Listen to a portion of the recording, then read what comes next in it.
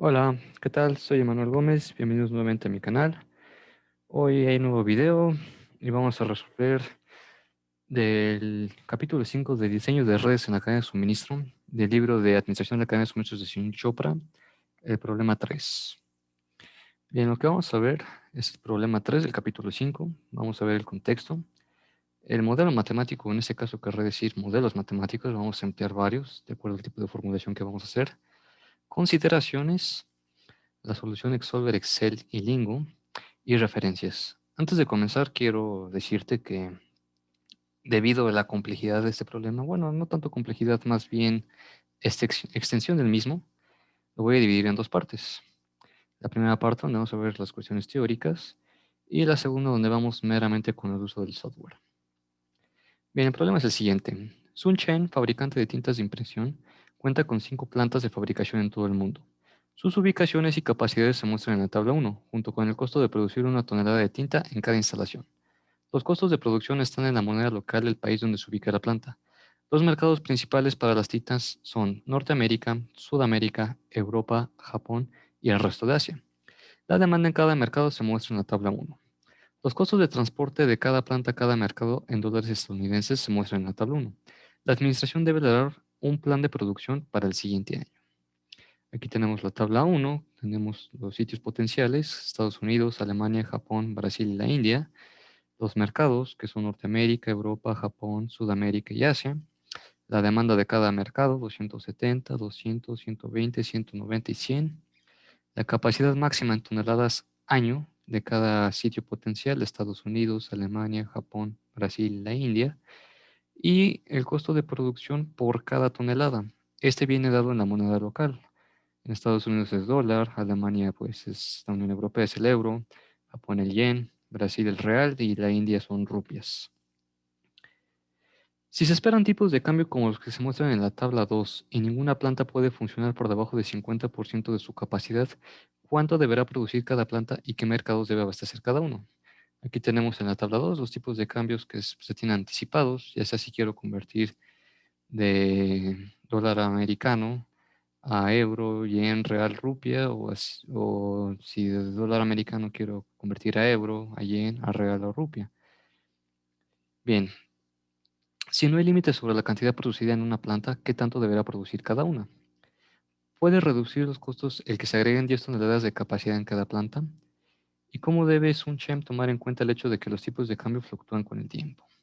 Bueno, la última pregunta es más reflexiva. Eso va más ligado a las cuestiones de planeación estratégica y incluso planeación normativa. Y vamos a empezar con los primeros puntos. La primera parte del problema es que se menciona que ninguna planta puede funcionar por debajo del 50%. Entonces, desde ahí ya sabemos que todas las plantas van a abrir. ¿Cuánto deberá producir cada planta y qué mercado debe abastecer cada una? Pues es la parte interesante del problema, porque sería muy similar a un modelo del transporte, pero se agregaría una restricción ahora de que lo que se va a enviar, en este caso, mencionamos de Estados Unidos a Norteamérica, Europa, Japón, a Sudamérica y Asia, de cada uno de los mercados, deberá ser por lo menos de la mitad de esto, es decir, de 185 sobre 2. Así para cada uno. Es decir, que Japón lo mínimo que puede enviar a los 5 mercados deberá ser 25. La parte 2 del problema es que si no hay límite sobre la cantidad de producida en una planta, es decir, que nos vamos a olvidar de esto que tenemos aquí. Vamos a considerar que vamos a eliminar toda esta parte que tenemos aquí y pues, simplemente lo podemos hacer considerando la suma de todas las demandas y considerándola como capacidad. Digamos, si tenemos aquí una suma dada, pues aquí podemos poner esa suma dada más uno, por ejemplo, y con eso garantizo de que nada más voy a abrir una o algunas plantas. Y el modelo me tiene que decir cuánto debe producir esa planta y después cómo lo va a distribuir. Y finalmente la pregunta es, ¿puede reducir los costos el que se agreguen 10 toneladas de capacidad en cada planta? Pues simplemente se regresa al modelo anterior que consistía en simplemente lo que se tiene aquí producirlo como capacidad máxima y esto su mitad como capacidad mínima de producción. Eso se elimina. Solamente considero ahora que va a ser de 195, 485, 60 y así para cada planta. Y puede o no puede abrir la planta. Bien, algo que hay que considerar, pues si nos percatamos, el problema no menciona el costo fijo anual, solamente menciona el costo de producir una tonelada en cada planta en la moneda local. Entonces el costo operativo va a estar en función de la producción de la planta. Es decir, que mi costo fijo, lo que me va a costar operar esa planta va a ser igual a ese costo unitario que vamos a definir como C sub I con C mayúscula, por lo que voy a enviar desde I a J. Esto es algo muy interesante porque aquí lo podemos ver, nunca se nos menciona un costo fijo ni un costo anual operativo. Nos dice que los costos de producción están dados en la moneda local y que es el costo de producir una tonelada solamente. Eso lo que va a pasar es que lo va a formular como un problema de programación no lineal. Y pues a esto añadenle que es entero mixto con restricciones, pues se van a tener que usar, aparte de las condiciones de Karush con Tucker, algunas restricciones de integridad. Eso va a complicar mucho el problema. Si de por sí un problema de programación lineal entero mixto es complejo, pues uno de programación no lineal entero mixto todavía es más complejo. Y pues las condiciones de Karush con Tucker, que son las necesarias y las suficientes, lo único que va a garantizar es resolver el modelo, pero desde la perspectiva relajada. Una vez que el modelo relajado es resuelto, pues se tiene que proceder a otro tipo de algoritmo, como puede ser branch and bound, o si la matriz lo permite, branch and price. Después, pues hay que tener en consideración que el mismo problema puede formularse como una programación lineal.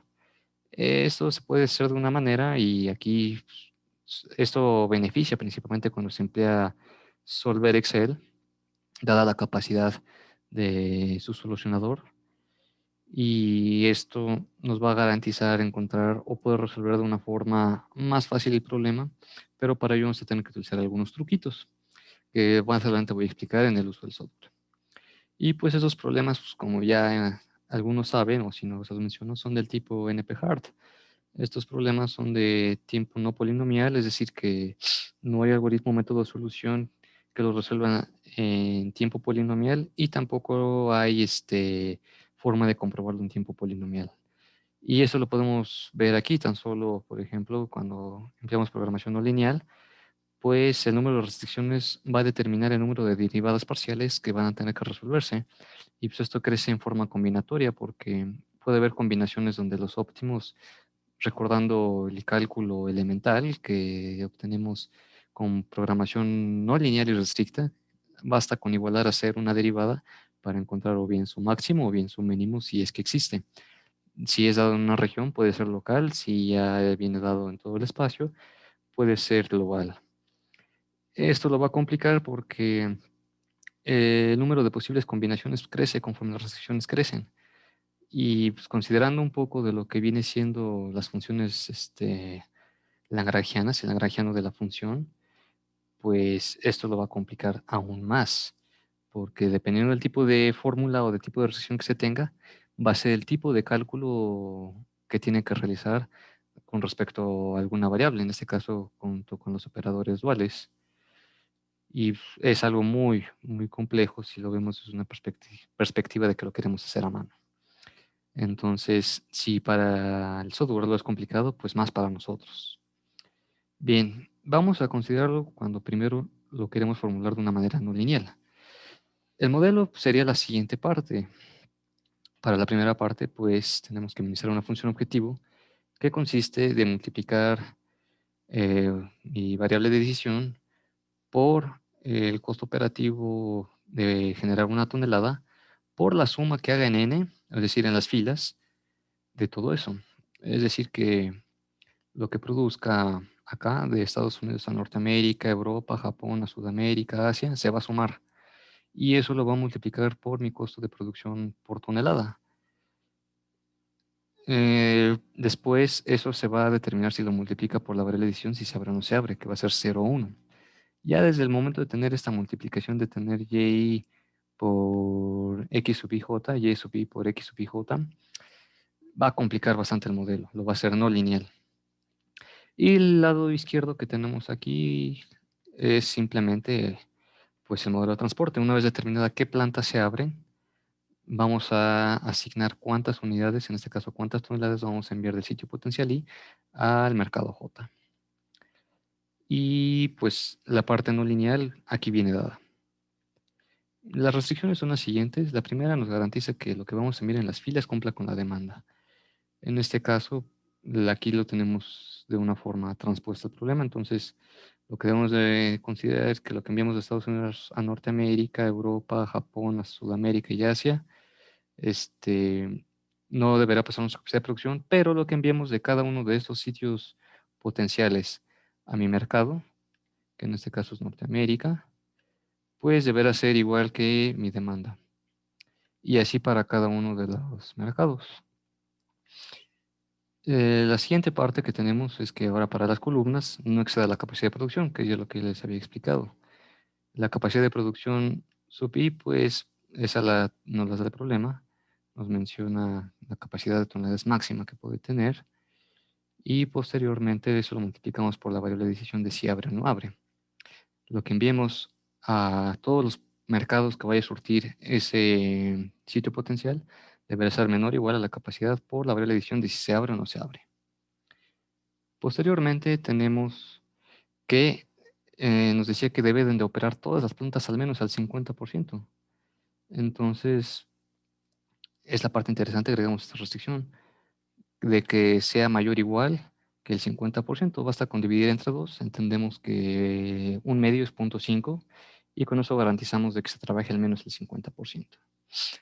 Consideración interesante, pues la 5 pues es la de no natividad, pero la 6 lo que nos garantiza es que sean binarias. Dato.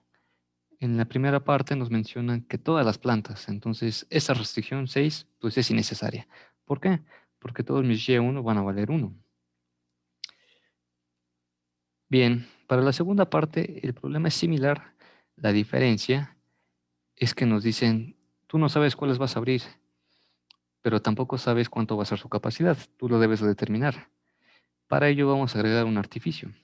Ahora en esta restricción que viene siendo la 9 de esta parte, vamos a agregar esta M, que es un gran coeficiente. Este gran coeficiente nos va a garantizar de que la capacidad sea mayor que toda la demanda requerida en todos los mercados. Y si es necesario abrir solamente una planta, pues obviamente se va a surtir todos los mercados. Si se abren dos plantas, pues cuanto más. Y así si se abren varias plantas. Y esta variable ya es binaria y ya toma sentido considerarla en el modelo. Obviamente es de programación no lineal por esta relación que tenemos aquí. Y para la tercera parte, pues debemos de considerar que se le agrega un cierto porcentaje. Es lo mismo, pero en lugar de tener una M que nos representa un gran coeficiente, pues ahora vamos a considerarlo por las capacidades dadas, pero le vamos a sumar 10.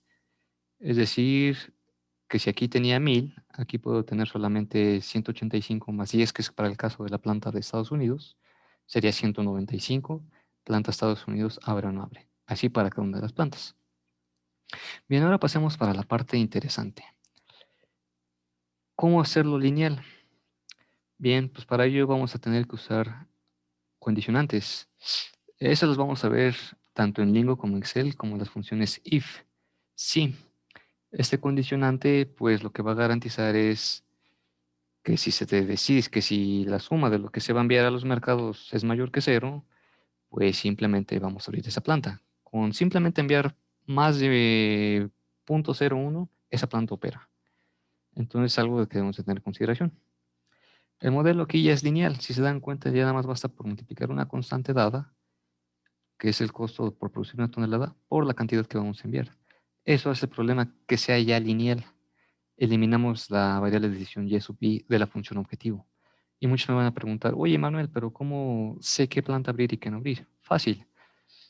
Vamos a suponer que vamos a eliminar esa variable de decisión binaria, pero vamos a agregarla con un condicionante. Y va a ser que la voy a abrir si lo que envíe a mis mercados de esa planta es mayor a cero. Cero en otro caso. Es decir, aquí lo vamos a corroborar así. Si Estados Unidos no envía a ninguno de mis mercados, pues no hay necesidad de abrirla, porque es igual a cero. Pero con que envíe Estados Unidos una tonelada a Norteamérica, mi variable de decisión va a ser cero. Va a pasar de ser cero a ser uno. Y entonces, con esto es una forma de linearizar el problema y lo único que nos va a garantizar esto o lo que nos va a decir es, pues abres o no abres, pero no va a afectar en ninguna parte del modelo más que en estas restricciones. Y eso nos interesa. ¿Por qué? Porque aunque el modelo sea meramente lineal, va a ser un modelo lineal, se conoce como un modelo lineal a piezas. Es decir, que no va a ser continuo, va a haber cortes o va a haber puntos que lo va a hacer que no sea del todo convexo, pero aunque eso suceda, el problema va a seguir resolviéndose sin ninguna dificultad, como si fuera de programación lineal. Y las restricciones son las mismas. Lo único que cambia es la variable de edición y la función objetivo. Para la segunda parte, lo mismo. Vamos a tener que uno, si lo que se envían a los mercados de una planta es mayor a cero, cero en otro caso. Y para la tercera parte también. Bueno, pues consideraciones que M son plantas y N mercados. K sub I son las capacidades de planta, M es una constante grande, ya les había explicado. D sub J es la demanda. Tenemos los costos de transportar una tonelada de tinta de I al mercado J, que es la C sub I J. La C sub I mayúscula son los costos de producción de una tonelada, son costos de producción unitarios y están asociados a una planta y a una moneda en particular. Y luego tenemos X sub I J y Y sub I, que son las variables de decisión, al menos cuando es el modelo del tipo no lineal. Y cuando es del tipo lineal van a ser las X sub I J y las Y sub I, aunque sean variables de decisión, simplemente no las vamos a considerar tan parte del modelo en la función objetivo. Van a existir soluciones factibles si lo que vamos a enviar es menor o igual sobre la decisión. Aquí me faltó poner por el caso P, que son las capacidades, además de que lo que vamos a enviar cumple con la demanda. Finalmente, pues como ya lo hemos visto o mencionado previamente, los costos de viaje son proporcionales al número de viajes realizados y aquí no aplica economías de escala. Este es el libro, vamos a resolver el capítulo del capítulo 5, el ejercicio 3, y nos vemos en la segunda parte que es el modelado con el software.